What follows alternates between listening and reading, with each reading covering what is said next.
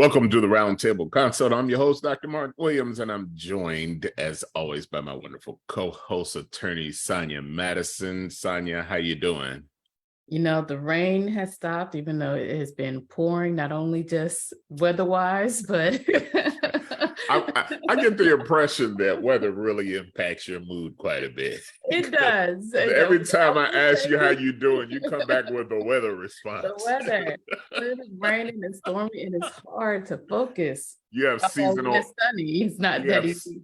You have seasonal affective disorder, SAD. Is that the medical professional term? There is actually a medical term for seasonal affective disorders, people who get depression because they're constantly in gloomy environments and cold weather. And so sometimes in the winter, people find themselves getting a little down and a little depressed, have a little mood disturbances as a result of just being exposed to bad weather constantly. So my heart goes out to people in Seattle because I couldn't live in Seattle. Oh, there's no way I could do that. And when we took the vacation to Ireland, I was like, this is not my idea of a vacation. I mean, just drizzle all day, every day, 60s. I mean, that's it. There's nothing wrong with Ireland. I've been there. But why did you pick Ireland? I didn't. Okay. So my son, this is a funny story though. My son and his wife and their family decided to go to Ireland. Now, my son's wife is biracial. Her father's white and her mother's Mexican. And her father, he loves Irish whiskey, so he wanted to go to Ireland and join and visit Ireland. Now, most of his life, he thought he was Irish. But thanks to Ancestry.com and 23andMe, he found out that he was the only one on that trip who had no Irish in him. So that's between me, my wife, our kids, his wife who's Mexican, his daughter and son, and he's the only one who had no Irish in him. So it was a little bit ironic, I guess. And we told him, we said, you can look across the water and find Scotland. That's where you're from. So I guess he has to start liking Scotch then. So, well, as we will talk about later, not that her being biracial matters, because it's just, it means nothing. So, but it's her experience as her father, I guess, instilling. Race means nothing. That told me nothing, according to the Supreme Court. That doesn't mean nothing about her. What do you mean, according to the Supreme Court? I'm not following what you mean. Well, I'm saying you mentioned that she's biracial, and I'm like, well, according to the Supreme Court, that means nothing. So that told me nothing about her. Yeah, race is irrelevant anymore in this world. It's irrelevant. So it's irrelevant. We'll get to it later, but I just had to throw that in there. You made a point to tell the viewers. I want to make sure it's clear, but that means nothing. It means nothing. He threw out something random that we have all become colorblind in this society. Well, oh, what a happy day in peace-loving and wonderful society we live in now. Yes. But yes, just so that those of you who have not been able to detect the sarcasm, that's exactly what it was. It was sarcasm.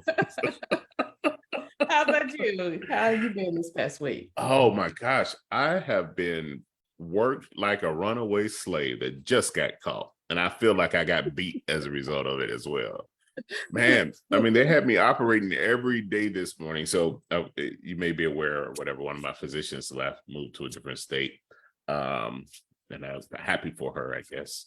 I shouldn't say it that way. Happy for her. She's pursuing her love interest, and she's finding happy marital bliss. We'll let you in. So now you're happy for her. Yeah, I'm very happy for her. But it created, of course, it created a backlog of work for me. I'm glad to have the work. I'm glad to have the patience. But oh my gosh, they have really been working me this week. And I think my office manager gets a kick out of that, just knowing that I have to get up and be operating at 7:30 each day and not get out of the office until much later than that in the evening. And so, but this is the life I chose, so we don't complain too much about it. I'm just grateful that I can still put food on my table and on the table of 12 or 13 other people. They probably eat better than I do, but that's why I stay employed. That's why I say stay in business, so I can keep other people employed. Well, tell me, as a business owner, have you ever thought about sending an action to the court to preempt you from having to do something in which you have not been asked? And there's no indication that you will be asked to do. I'm sensing a transition happening here. I'm just curious, have you ever thought, man, let me save myself money by defending it, to insert money by preempting? Like, I mean, you're spending the money anyways. I know you'll never come to me and ask me to do your surgery, but if you came to me and asked me to do your surgery, I don't want to do your surgery because not even that. I know you're going to come, because to some degree, people are like, no one was going to come to you. You haven't proven yourself to be. I mean, this is a new venture you're settling into. Okay, Sign, go ahead. Tell us what the story is. Give us the background. Oh, I know you're coming. So before you come, let me see if I have to do it. I just want to disrupt something. I want to create a problem for myself. Spend money that I probably don't have. But she didn't have to have it. There are so many other advocates who are really wanting to advance that she didn't have to use her. I doubt seriously that she used her own money for that. There are so many far-right advocacy groups and anti-LGBT, anti-everything groups out there that has all kinds of money, and they'll continue to funnel the money into endeavors such as hers. And so, if it's so, for those that don't understand, we are talking about a 303 Creative LLC versus LNEs, which is probably pretty much Colorado. So this is the latest Supreme Court case that came out, essentially stated that this woman she said she's starting a new venture to do websites. And they're going to be websites about businesses, websites about events, but also websites about weddings. She wants to help people manage their wedding websites. Now, again, I say wants to, because it's not like she's had this website business set up and has had customers left, right, up and down, and she can kind of have a propensity as to the type of customer she's going to get. But no, this is I want to start a new venture. And before I get all into it, I want to make sure I don't have to do websites for same-sex couples seeking to do a wedding. And so the argument was a similar argument that was in the cake case, I think we probably discussed last year, was, hey, it's a First Amendment violation. You're violating my free speech if I'm going to have to use my expression, my words, to advocate for a message that I don't believe in or that violates my religious beliefs. And so, again, there was an issue about standing, and the court kind of moved away from it and essentially saying, well, Colorado has this statute, and they have prosecuted people who have not boded well in terms of sexual orientation, if they discriminated against someone based on sexual orientation. And that's unlike Title VII, sexual orientation is explicit in this state statute that you can. Was the cake baker also in Colorado? Yeah, also Colorado. Yes. Also okay. Colorado. Yeah. And so the court kind of was like, we'll skirt through that, even though you have no injury right now, which is important with standing. You need to be injured, even though you have no injury right now.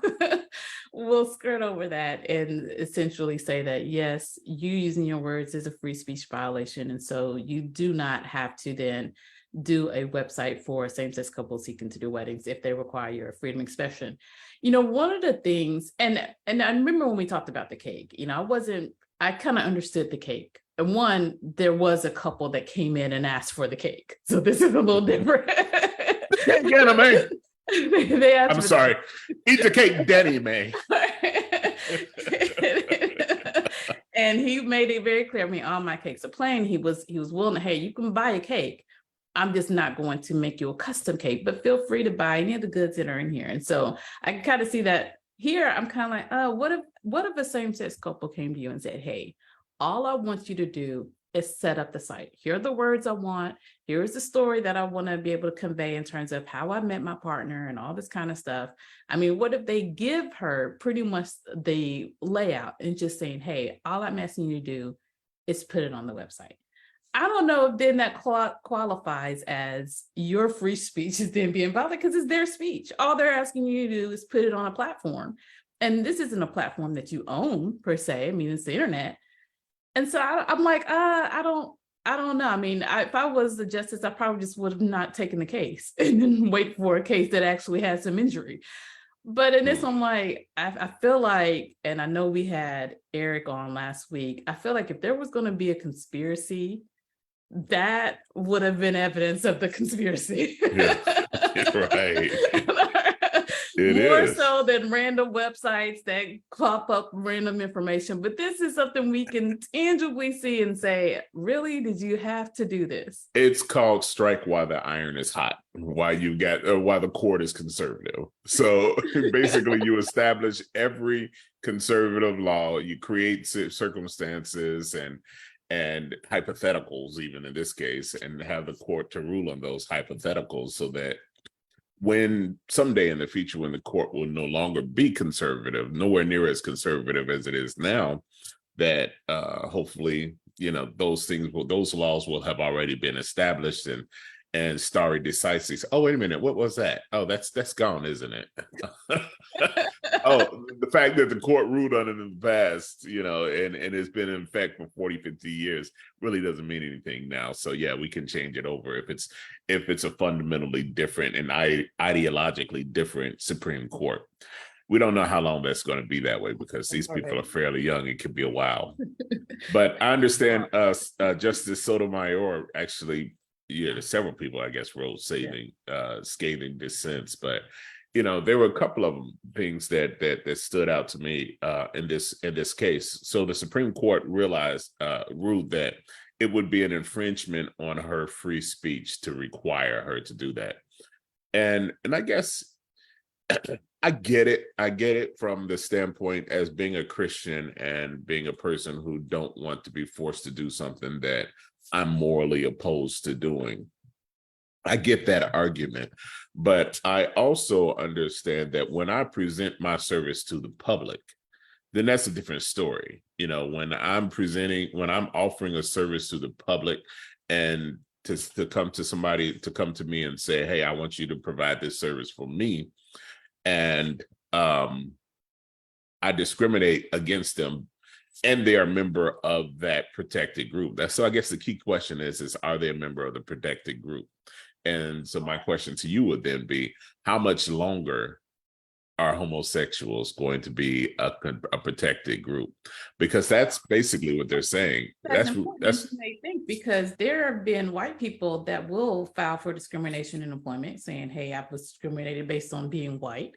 And so they're not necessarily protected per se, but the courts have held, okay, there is such thing as reverse discrimination. So I don't know if there'll ever be an instance where it's okay to then, discriminate against someone based on, say, sexual orientation, even if that is, something that becomes a little bit more mainstream. But I think that's why those factual details are important, because one of the things about the Supreme Court is they really try to limit their opinion to what is being presented before them versus making some kind of broad rule that then can apply to so many different scenarios. Previous Supreme Courts. Right. Because we understand the Dobbs decision didn't limit it to the question that was being presented, the case that was being presented. They overreached or they reached further. We won't call it overreach, but they reached further than what they were asked to bring a ruling on. And so I think that's only the tip of the iceberg of what we're about to see. And so my prediction is that they're probably going to find some case to come before the Supreme Court that identifies homosexuals as no longer a protected group, saying that they shouldn't be protected because their protection then exposes my religious or then challenges my religious conviction. And so their protection challenges my free speech or First Amendment rights. And how do you resolve that when you got, two different constitutional amendments that conflict each other? I don't know how you do that when you have to protect somebody's First Amendment rights and their 14th or whatever. Well, I mean, and again, at least with sexual orientation, that hasn't been something that in the Constitution explicitly says, hey, that is a protected class. That's something that courts have essentially stated, at least with the last decision, it relates to transgender in employment, in which the court did say, and it was a liberal court at the time, but the court did say that they are protected. They use the stem of what it means of sex to try to get to that point. Now, conservative court will have likely said, no, it's not explicitly in the statute, and so we're not going to put it there. And it's likely to come back before the court again, because it's now a conservative court. The liberal court said before that Roe v. Wade was that. I mean, it's the same situation. A little bit now, but it just depends on the argument. It's one thing to say, hey, I just don't want people, I don't like people of a certain sexual orientation, or I don't want to hire. It's one thing to say that. It's another, to your point, to say, hey, this violates of free speech. And so, right now, I think we're at the point where, okay, you have to present something that is protected, and your speech is protected, and to a degree, and to show that, okay, which one is going to outweigh the other. But even then, that's why I say those facts are so important, because if we're talking about this case in particular, no one has violated your free speech. Right. But so we're seeing that the precedent has been set where you don't need to have a case. But I can easily envision a case where a church is looking to hire a pastor, and a pastor comes in. That pastor is excellent in every other aspect of their delivery and their presentation. Seems like they'd be a good fit for the church. And then at the last minute, they say, hey, I want you to know that I'm bringing my husband. He says, I want you to know I'm bringing my husband with me when we move. And then, well, hold up a second now. We can't do this. And so that then comes before the court. Then what? Too, they kind of addressed that with the Boy Scouts case, because that was essentially what the Boy Scouts were saying was, hey, we don't, this, I think his name was Dave or Dale or whatever. And they cited this in the opinion of this decision that we're talking about today. But they were saying, hey, we don't want him there by virtue of just him having being a homosexual. We feel like that in of itself, he didn't bring a guy around. He probably wasn't saying anything about it. He was probably sticking to the principles of the Boy Scouts. But they said that mere presence meant that we then had to accept the lifestyle. We had to invite or showcase this lifestyle to these young kids. And that goes against our mission. The court said, hey, we agree with you, Boy Scouts. You don't have to hire him as part of a scout leader. And, left it at that. And we, we weren't too upset. We was like, all right, that's the Boy Scouts, that decision they made. But again, even in that, we're talking about more, like you said earlier, it's not a public, you're trying to put commercial goods out into the public. That's a little different than a nonprofit organization that has obviously been held to have their own separate rights, responsibilities, and mission and the like. Well, we'll see what happens. Now, the reason why that didn't go to the Supreme Court was because whatever the courts, the local or federal court that reviewed that decision, I guess they didn't appeal it any higher. No, I'm saying that's been to the court before. I'm talking about the Boy Scout case has been to the court. The court cited it in its Supreme Court. Yeah, been to the Supreme Court. Supreme Court cited it in its opinion that it came out with earlier related to the website case, and said, hey, they've done it before. We've held before that you can do this, and it was because of their expression and their mission, and it felt like that they were going to violate their expression and mission of the Boy Scouts, and so we let them. And that was the case that they said. So the stare decisis, we let them do it here, so we gotta let you do it here too. But again, I think those cases are distinctive. One, there has an injury, the other one doesn't. And two, I think, again, most importantly, again, we're talking about what you're putting out. You are asking the public to support you or to buy a service. You're not saying, hey, I'm only catering to a certain group of boys. Two, it's a nonprofit organization. And three, here is all my mission. If you as a parent agrees with this mission, wants to, by all means, come and join. You can't, of course, discriminate against race and gender and all that, but not gender, because you can with gender, but sexual orientation, we get it. That's fine if you don't want that person in there. And so they use that to support this decision. But again, I mean, I do agree with you in that we're going to see this probably come back up if it becomes, if we do have a more liberal court. It's still a question as to whether or not I still think we're going to see it even with this conservative court, because somebody's going to challenge whether or not, whether we're getting closer and closer to that. They're going to challenge whether or not someone's protected group should include gender orientation. And that's going to be challenged. There's no question in my mind that that's going to be challenged at this Supreme Court level. And they're going to go back and say, we believe that the liberal courts 20, 30 years ago, however long it was that they admitted them as a protected group. They say, we think that they were wrong. They interpreted the Constitution wrong, because their protection cannot violate another citizen's First Amendment rights. And now everything become a First Amendment right. In this case, it was free speech. It was their speech. But what about their ability to practice a certain religion? They didn't approach this case as a religion standpoint. They approached it from a free speech standpoint. But this is the court that is right to approach it from the standpoint of religion. And when you approach it from the standpoint of a religion, they've been given an inch. Somebody's going to take a mile. And that's what's happening. Mark my words, we'll be back on the roundtable. We'll be back. But to your point, again, I say this is where the facts become important, because I agree with you. It'll come back up again. But now I would want to see it come back up in an employment context. And I'm not just saying that as an employment lawyer, but when you're talking about two workers and one is complaining that someone's, I guess, t-shirt or someone's, signature on an email is this inspirational, religious, whatever, that then they feel like is offensive to them or is targeted to them. Yeah, I could see that being coming before the court, and especially the employer's like, well, we're going to, of course, give adverse action or terminate or discipline this employee for putting this message out there that was offensive. Especially if the employer, in the employer's mind's like, hey, it ain't my mission, and it's our mission that everyone feels good. So right. Like no one talks about anyone here. But it's an interesting situation. I wound up having, obviously, I'm a Christian and I have certain beliefs and everything, and those things are made public, not made just public on this show, but also in all of my social media and even on my bios. From the music standpoint, as well as even from my practice. And I was hiring an individual, and this individual must have done some research on me and came back, and he wanted to say to me that, hey, I want you to know, I read your bio. I think some of the stuff that you do is really cool. I thought they were going down this pathway of saying, oh, but I don't want just your political beliefs or your religious beliefs to interfere or something. And so because he was building it up and was really kind of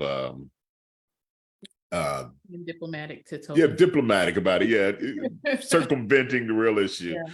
And then made the comment and said, just wanted to make sure you understood that my same-sex partner was going to be husband, or my spouse, same-sex spouse was going to be coming. And I was like, in my mind, I'm sitting and thinking like, wow, that was a bomb dropper.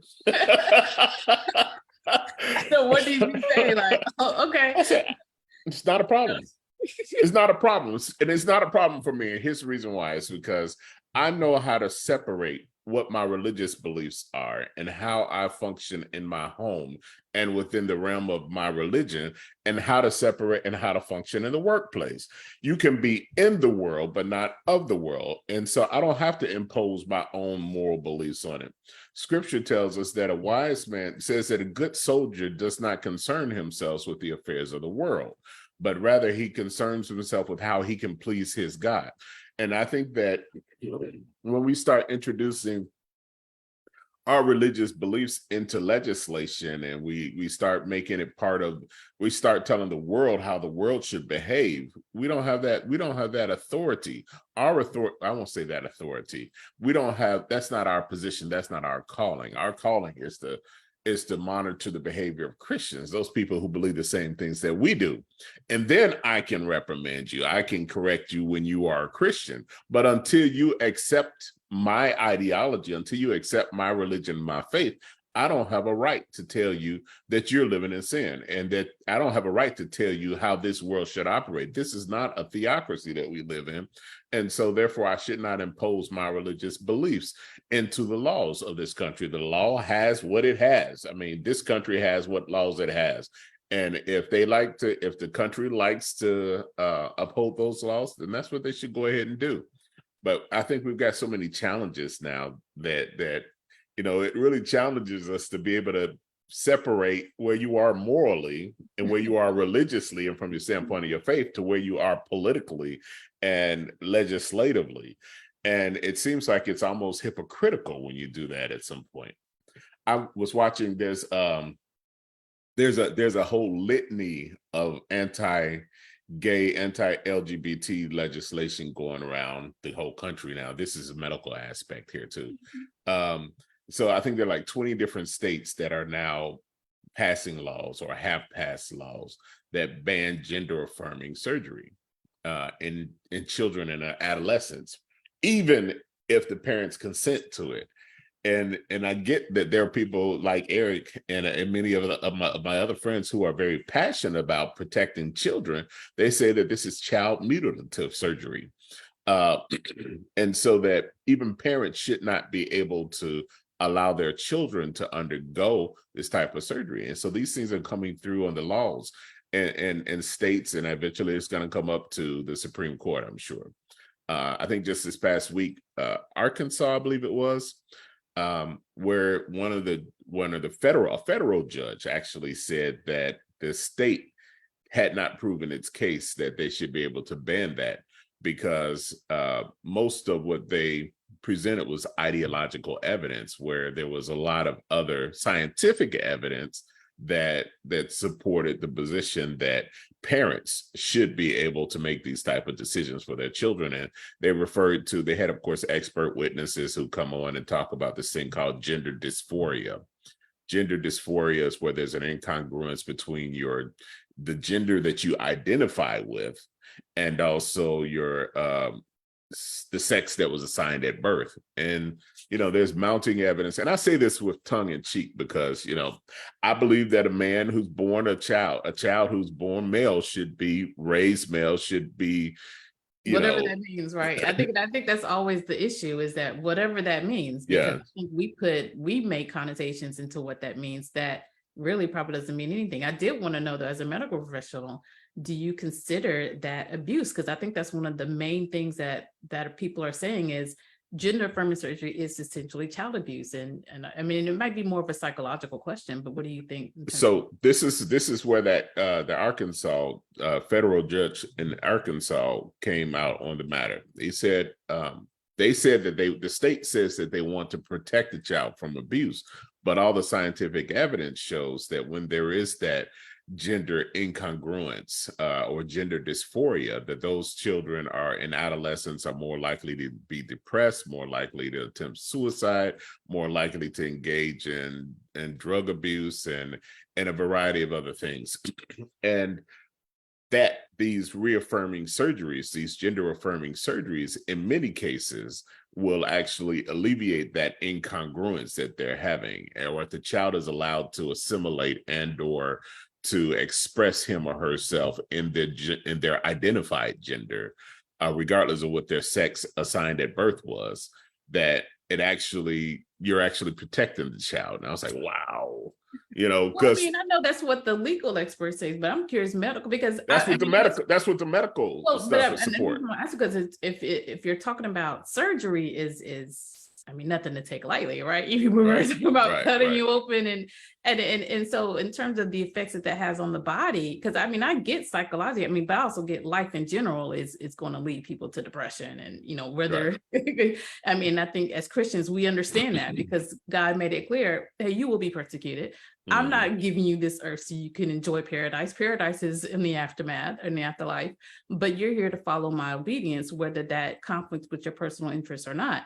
But in terms of, you actually cutting someone open and changing their genitals, I mean, like in terms of medical, is that harmful? Is that, mutilation? That it's not mutilation if it's surgery, if it accomplishes a purpose. Anything that we do, I do head and neck surgery, cancers, treat head and neck surgeries that are mutilative. The reality is that you gotta. One of my mentors, one of my attendings when I was training, he said, you gotta hate the cancer more than you like the patient to do this kind of stuff.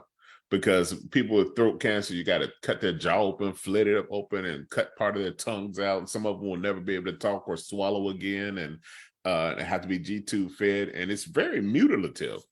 But we do these things because there is a medical benefit to it, and there's a proven benefit to it. And I'm not advocating, and let me make this clear, I am not advocating benefit to gender affirming surgery. I am not advocating that any parent allows their children to undergo gender affirming surgery. I'm not discouraging that either. That's not my child. That is, and I don't live with that child. I don't know how that child struggles. And And specifically if so, that child is mutilating themselves, because I don't know that happens. If that child wants to, cut off its penis or mutilate its vagina, and that's not helpful either. not at all. And so those are decisions that the courts, and that's what the federal judge said, the court should not then intervene and or usurp a decision that should be made between that adolescent's parents, and that doctor.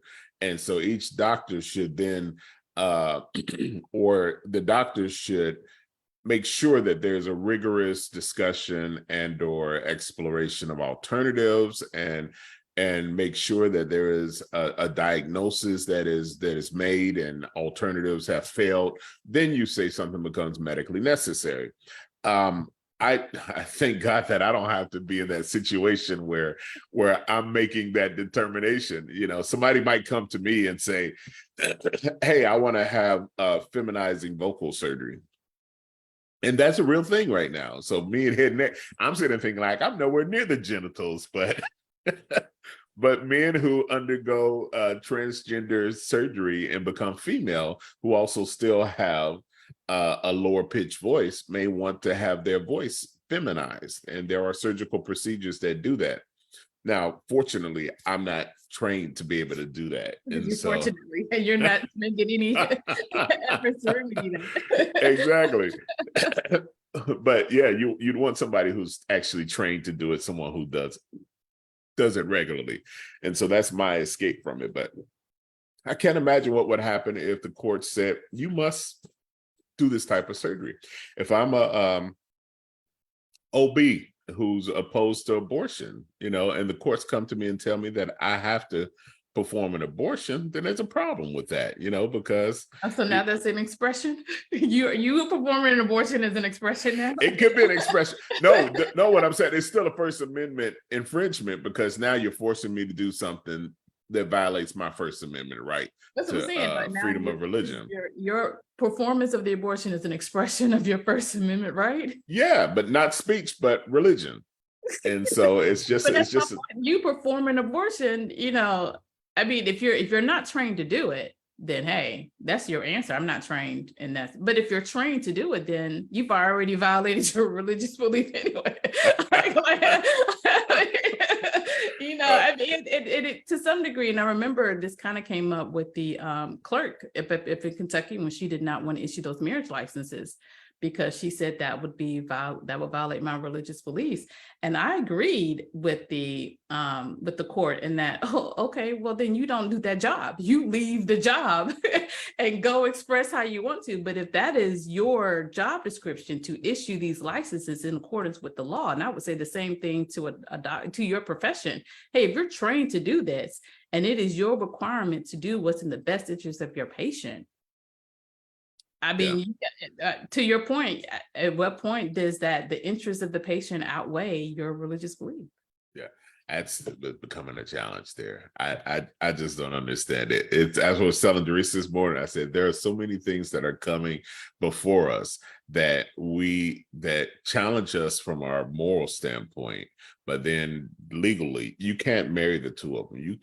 You can't marry your Christian faith with worldly laws. You just can't do it. And that's why we get so frustrated as Christians, because we feel like, man, we're forced to have to accept certain things. But sooner you realize that this world is not your world. This world is darkness, and that the only thing that you're supposed to do is be a light in it, which means that in other places where you aren't, guess what? It's still dark.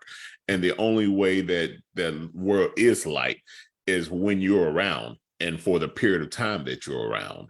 And so you're not supposed to go and say, no, I'm going to light up the whole world. You can't light up the whole world. You can't. So there are going to be some places where you are not at some point that is still going to the absence of light is darkness. And until we all become light, then this world's going to remain dark. And we don't all become light by changing laws. That's just not the way. I don't want people thinking, oh yeah, being a Christian is about to be a minority. You're about to be an endangered species. Being a Christian, you're still in a far more advantage in this country than non-Christians.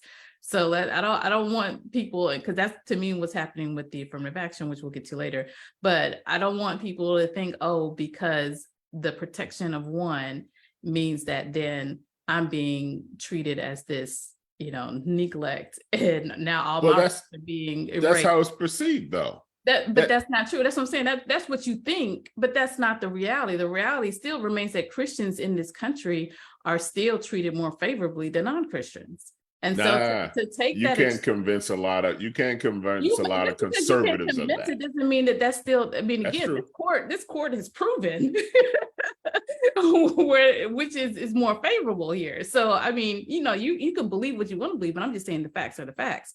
And and with that, I want to go to this next decision, the Groff v. DeJoy, and DeJoy is the Postmaster General. But here, when we're talking about religious, that this was an employee who asked to have all Sundays off. Now, with the postmaster, they were saying, now that we're working with Amazon, we're having to work on weekends. And with Amazon, they got that next day. Right. That same day. I benefit from it. I use it. Right. And so we're like, hey, all hands need to be on deck. Hey, quick side note. So I needed to buy a Fire Stick. And I was like, why doesn't Walmart have a Fire Stick in here? No, you're not their biggest competitor. I know, my dumb butt had to ask the clerk, y'all don't carry Fire Stick? He was like, no, we don't carry the product of our biggest competitor. I was like, oh yeah, I feel real stupid right now, but go ahead, side note. She was like, hey, I'm sure Amazon will sell y'all products. Yeah, why not? All right. I think Amazon should take that to court and force take it up to the Supreme Court and force Walmart to list and sell their products too, because they're being discriminated against. And you could be the injured party. Exactly. Next case. But I digress. So in this case, like I said, he asked for all Sundays off based on his religious beliefs. He's an evangelical Christian. At least that's what he identified on the paperwork. The postmaster said, hey, that would be an undue hardship. We've got too many responsibilities, not enough manpower, so we can't accommodate that. So here we are at Supreme Court. And he's making that same argument. It violates my religious beliefs to work on Sunday, and this employer is forcing me to violate my religious beliefs. Now, under the statute, there is an exception if it imposes an undue hardship. As far as I'm concerned, the postmaster was very clear. Listen, I'm telling you, we've got Amazon's and stuff we got to deliver. We got regular stuff we've got to deliver. Not to mention the fact that, hey, listen, if we can get you off, we will. But to promise that you will never have to work for it on a Sunday to come is unreasonable. And I mean, I do agree that is a little unreasonable. You don't know what's going to happen in the future. You don't know if you're going to have even more or less man off, or if everyone, because again, a lot of these people in this country is Christian. What if the rest of your workforce says, well, me too. Mm-hmm. I want my Sunday off as well. And then we get the Seventh-day Adventist people who say, I want Saturdays off too. Yeah, right. And then the atheists, and the Jewish, I'm being discriminated because I don't get off. And so, it goes back to that earlier question. I think in that sense, they said, hey, the religious freedoms comes before the prerogative of the employer.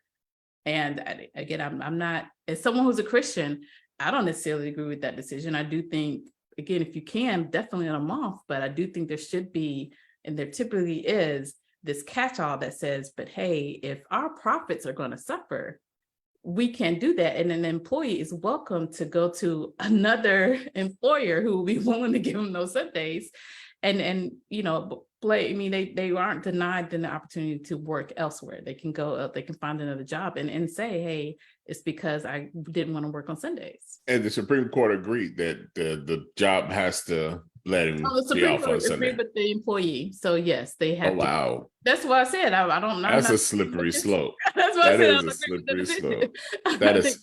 So one of our viewers made mention about President Biden this past weekend when he was asked about this court. And I'm not sure if he actually said it himself, but somewhere it came up, said that it was a rogue court. At least if what I think you said, he did say it, but go ahead. He said it was a rogue court. Biden said it was yes. So the question is, what is a rogue court? Like, you have to ask Biden that. I know, right? You have to ask Biden. I think he means a court that says, yeah, here's the Constitution. Here's real life. We're going to throw it out the window and decide which way we want to roll. Wait a minute. As long as the Constitution doesn't interfere with our religious beliefs. Yeah. And that's what it boils down to. As long as the Constitution does not interfere with your religious beliefs. And which is, I don't know how the Constitution can interfere with my religious beliefs, because my religious beliefs are still guiding my behavior. My religious beliefs are to guide my own ethical and moral behaviors. It is not to guide somebody else's behaviors, period, until they subscribe to my right. And that's it, because they have to choose. And right. Being a Christian, it makes it very clear that he or God comes to you and introduces himself, and it's a matter of God and you choosing to then enter into that relationship. But yeah, I mean, if you don't choose to do it, then by all means enjoy the Constitution. You have to, if you're going to be an American citizen, you have to abide by the Constitution. Everything else is your choice. And I get the ideology behind it, and the thought that preeminent in our affection and our attention and our commitments and dedication should be our religious convictions. And so those things should be held higher, in higher esteem than anything else.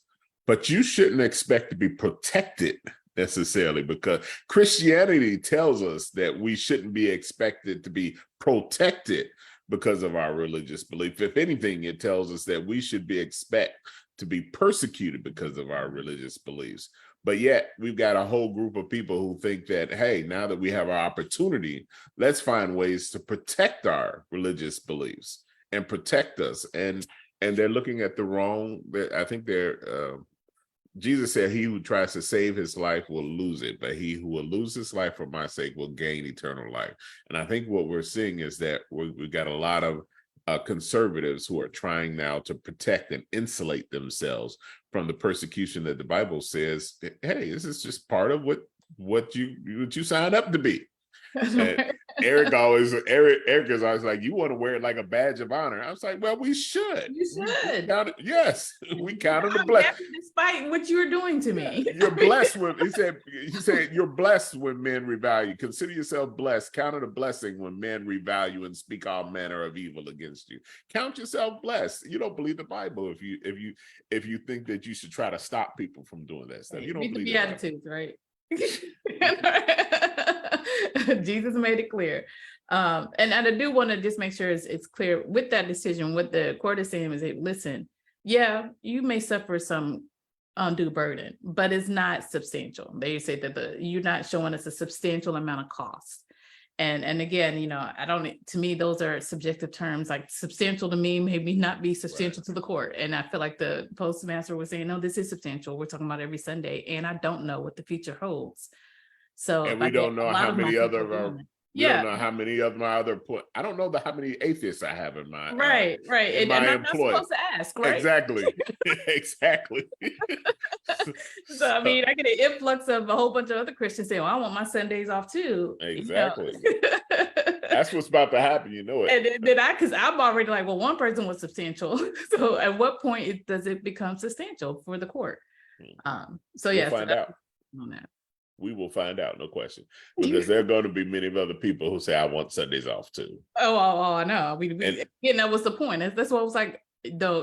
We'll get to me, the Eric conspiracy follows if we follow the court, not if we follow random websites. But I'll give you on the court. I'm like, yeah, there were some motions in place that we missed out on. Yeah. So this last one, because I know we're going to be running out of time soon, and this is probably going to be the most important one that we'll discuss, is related to the affirmative action case. And this has brought so many tears. People are still talking about it to this day. I know we've talked about it before, but just a brief recap. So before the court were admissions testing of Harvard and University of North Carolina at Chapel Hill. Both acknowledge an extensive history of racism, and both say, hey, yes, we have in our admission process, there's a holistic set of factors. We look at academics, we look at test scores, we look at extracurriculars, we look at personal distinctive stuff in their essays. We also look at race. And so in the mix of all these points, We say, oh, okay, someone gets a certain amount of points for having this high test scores and a certain amount of points for having these extracurriculars and a certain amount of points for these grades. And then they get 1 point for the race. And so in that, they said, it's just 1 point, it's just a factor, it's not a determining factor. We just want to make sure that our admission class is diverse so that there could be diversity in teaching. Well, for years, looking at the Grutter and other decisions, courts have said that's fine. While we are not going to let you do it by virtue of trying to do remedial history, essentially trying to combat for the fact that we've had years of racism or years of you denying based on race. We're not going to accept that as your reason because, and I think this was quoted by Justice Roberts, because that's just too ageless. It's just too hard. We'd be doing this forever and so we don't want to do that. But we will, the Grutter court said, we will allow it to do for the diversity of your systems. And so if you believe that there's educational value and diversity, we'll let you allow that. We will defer to you as the educational experts to then use that so that you can have a good educational experience for all your students. Well, this court is saying, we don't see education in diversity. We don't even know, according to Clarence Thomas, and we thought about it, I don't even know what you even mean when you say diversity, even though he wrote so much in his opinion about the effects of his growing up in the South, as well as he ended his opinion with the hope that the country will at one point have a racial colorblind. So acknowledging that we're not there yet. But even he is like, I don't know what diversity means. And it's more of a social benefit than it is educational. So I'm no longer feel like we need to defer to the educational experts to determine what's educational. I'm just going to tell you right now, you didn't convince me it's educational, you convinced me it's social, and we need to take out that one little factor. And I know a lot of people are saying, well, they didn't completely eliminate it because you can put it in your essay. You can say by virtue of being Asian, I have had to combat this discrimination of people believe in one thing or another. And let's be clear, affirmative action benefits white women the most.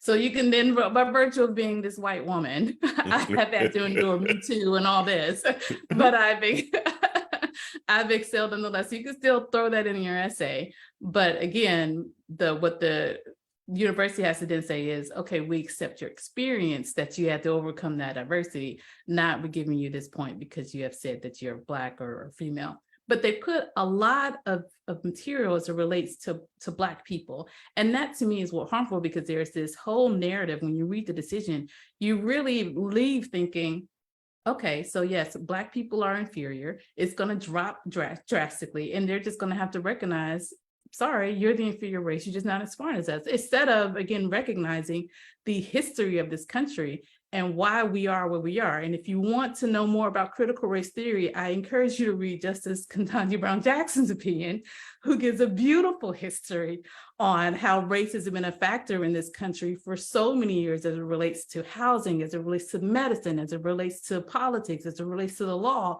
as it relates to even getting money to start a business or to get a house. Like all that, race has been such a factor that we have been denied growth in our wealth, while our counterparts have exceeded their wealth of growth and now are able to not only use tutors, to use legacy, to use so many other factors to ensure their kids get in.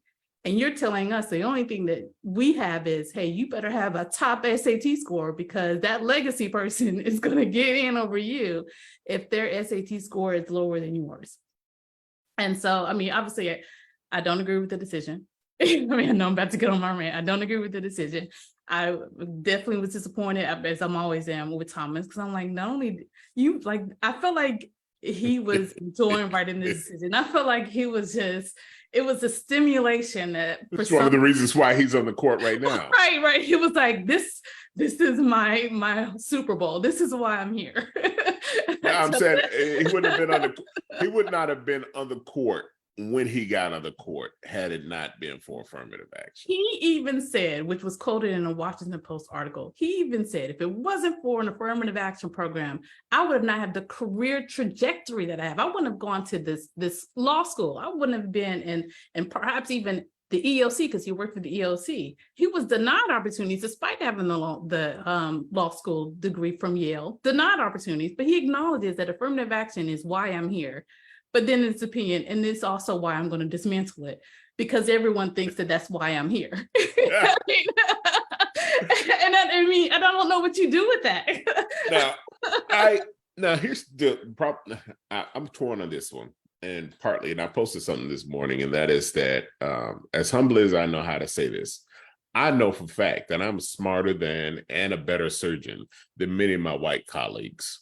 As humbly as you said that. As humbly as I can say that. And the only reason why I say that is because I know that I still would not have had the opportunities to be able to prove that if it had not been for affirmative action. If I didn't say affirmative action on them publicly, but that's what it boils down to. What it boiled down to for me was that the college that I went to saw some value in having racial diversity, not just socioeconomic.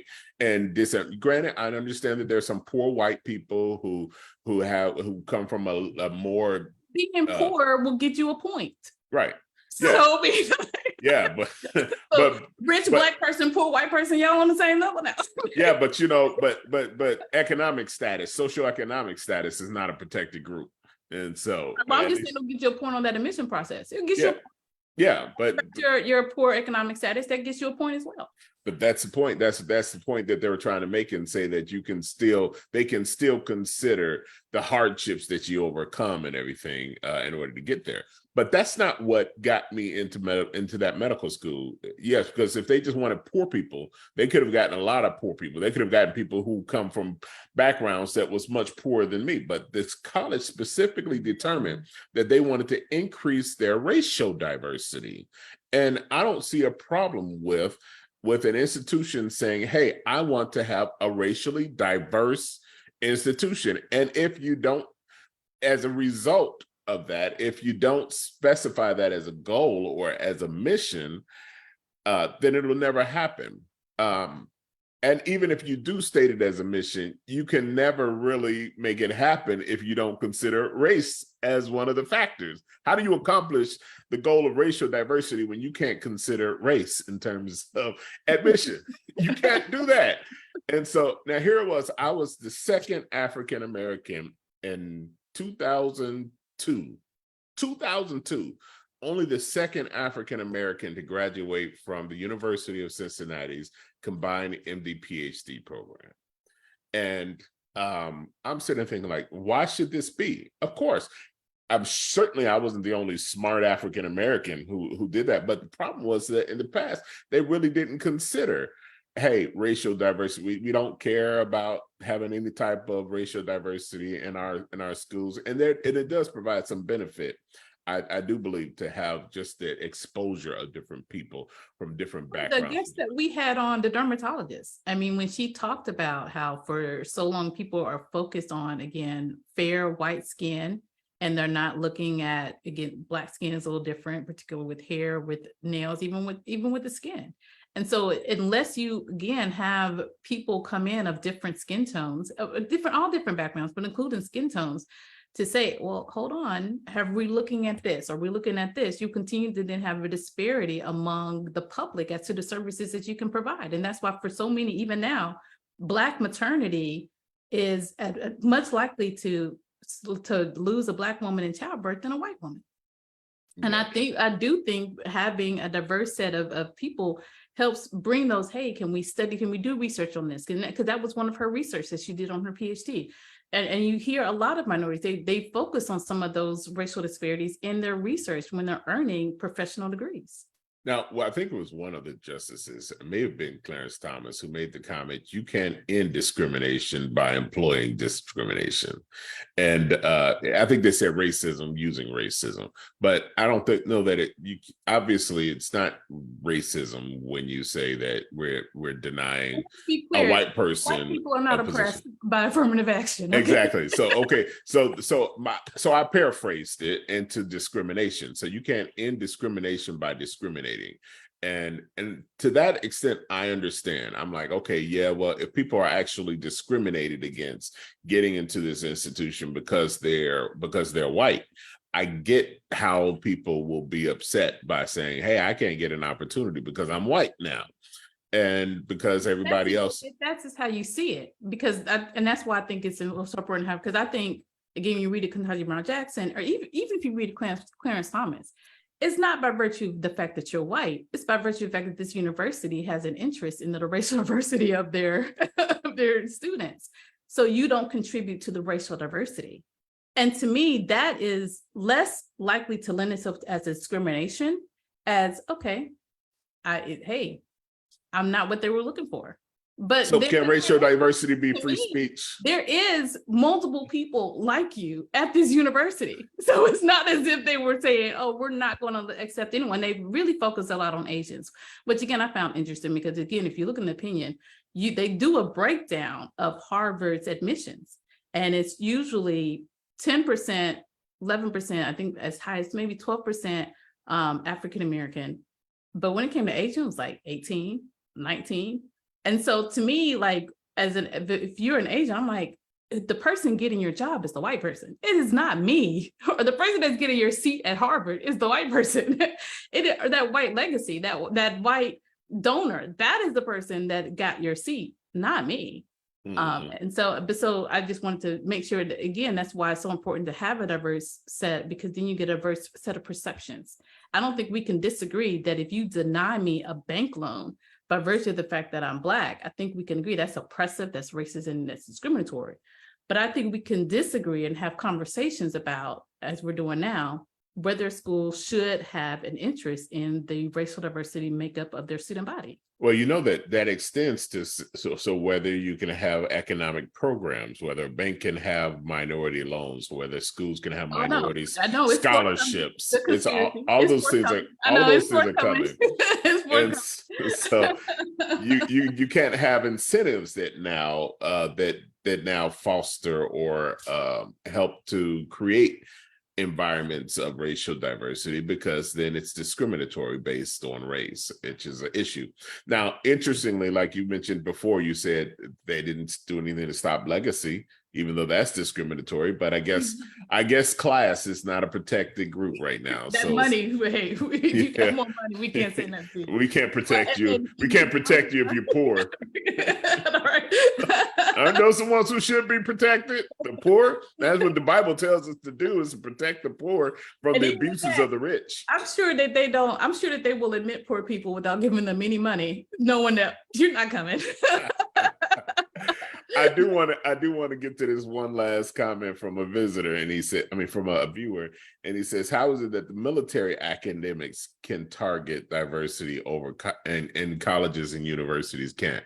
Because I think they still did exclude military academies. They carved that out. And one of the things, and hopefully your viewer, you're not expecting me to answer, because I don't know, I'm with you. I don't know how one works, but the other one in it doesn't work.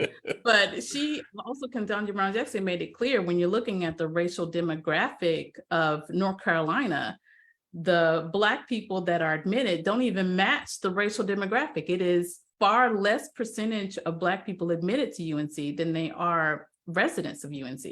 So to some degree, again, I do think a state university has an interest in ensuring their state university reflects the demographics of the state. And yet, to an extent that it's possible, to the extent that it's possible. Right. Yes. And I do want to also make sure it's clear. First of all, the fact that just about everyone in the court wrote decision lets you know that race right. is I said, man, there's a lot of opinions there. Concurring, dissenting. I was like, wow, I didn't know you could write that many of them. And in Ketanji Brown's section, it recused herself because she went to Harvard, but she did say, I'm writing the decision as an add-on to the UNC case, as well as to bolster Justice Sotomayor's decision. But to me, that alone, it shows the irony of this whole decision. But also, again, because I know a lot of people are saying, oh, so now uneducated Black people are not going to be accepted to Harvard. Okay, that was never the case. Again, you still had to meet the minimum requirements. Right. Like it wasn't like they were just saying, please find me a Black person so we can meet our racial diversity initiatives. No, you still have to meet minimum requirements. And to me, there's this, again, this perception that an Obama or Michelle Obama or anyone, even a Clarence Thomas or Ketanji Brown Jackson, anyone that came out of Harvard that was Black, there's this perception that they did not earn that seat, that they were not smart enough, that they did not have the qualifications enough, and that the only guy in there were Black. But and despite the fact that we're reading their opinions, and as much as I will criticize Clarence Thomas, I can't deny that the guy can write. I mean, he's articulating his points and he's finding the law to support it. Ketanji Brown Jackson, of course, I love her all of this, but again, her opinion presents a different perspective than Justice Roberts, who wrote the majority on the court. And again, I understand from a white person, I get that's how you see it, but then you need to hear how I see it. And it's particularly the person that's been you don't have to care how you see it, has been oppressed for years. I know, right? You see how I see it, and see if the two really make sense, or if it's important that we both understand. But no, I'm with you. Like the problem is that part of the problem is that and some of the people that I've seen that are Black who support this decision, part of it is because they bought into the notion that and the efforts of people, mostly white people, to weaponize affirmative action to denigrate the capabilities, the ability, the intellect, the worthiness of those people who are in those positions. That's the reason why I made my humble statement earlier. I was like, make no doubt about it, I'm smarter than at no point did I feel like I deserved to be there. At no point. No point. At no point did I not prove that I deserved to be there, right. And when I got there, I was like, man, because first of all, I was sitting there thinking like, am I able to? Then I started looking at I said, these are some dumb people. How did these people? I won't say dumb, but but my thought was this. I was like, oh my God, these are the brainiest, these are the smartest of the smartest people. Can I compete with them and such and such? And then I got around them. I was like, I got you beat easily. Easily. This is an easy win for me on this one. But it's that, because I could have easily bought into that notion that, well, I've got in, I don't know if I'm good enough or such and such. And that's where they want us to stay a lot of times, is to question whether or not we're good enough. And so if they're questioning in their mind, the ultimate goal is to cause you to question whether or not you're good enough to be there. And the answer is yes. In fact, I probably should have been at a better institution. I'm gonna say, in fact, my parents are better than yours and really should have owned that business. Had you not taken away my parents' opportunities, we would still be in that Tulsa area, thriving and as we see fit. And in California, I think I forgot the name of the beach, but there was a lawsuit because one of the slave owners, as well as the state, pretty much ripped that family from ownership of that beach. And so they essentially won. It's kind of, and it's not necessarily, I wouldn't call it reparations, because again, they did own the beach, but by virtue of the fact that they were Black, and the state could essentially say, well, we're going to take it from you. That's what happened, but they had to pay out. And so again, I mean, if you study history, you will see the leaps and strides that Black people have made despite the adversity. And so to conclude that we're an inferior race, one, lets me know you didn't study history, but two, again, lets me know that there's a failure in the education system that I think the Harvards and the UNCs were trying to remedy. Yeah. Well, I know we run over a little bit today, but on a worthy conversation. So I'm sure we'll talk about it again. We must, absolutely. I will say, to conclude, though, I'm not sure though this will have a big change on Harvard and UNC, because again, the court made it clear you can still put it in your essay. There are interviews that are taking place. I was reading one person who went to Harvard said that but part of her interview was meeting with an alum. And so I don't doubt the word gets out. Oh, by the way, not only she was they'll use those words, articulate and smart. But I do think that, the Harvard will still be able to maintain their diversity and the like, because of course we're still going to apply and we are qualified if we're not. But I do think this is going to have a substantial effect on employment. It will have an effect on secondary education. It'll just have an effect on so many other things, even like bank loans or whatnot, because I don't doubt to remedy the fact that they were denying, there should be some treatment to certain applicants. It will trickle down. And so, and I guess schools that don't value diversity probably don't deserve our patronage. they don't. And But hopefully we will recognize that, because I think we often want what we can't have. I think that was part of the whole movement of integration, part, not the thing. But we want what we don't have. We want to have access to places where people are telling us no. Yeah. So anyways, just had to throw that in as my what last word. Yeah. So thank you guys so much for tuning in, and thank you for your comments. Do continue to keep them coming, but we'd love to hear what you guys have to say. We are here every Saturday, 10 a.m. Central Standard Time, 11 a.m. Eastern Time. You can also catch us on your favorite podcast platform, and you can catch a repeat of this episode on Star Radio. Until next Saturday, have a good week.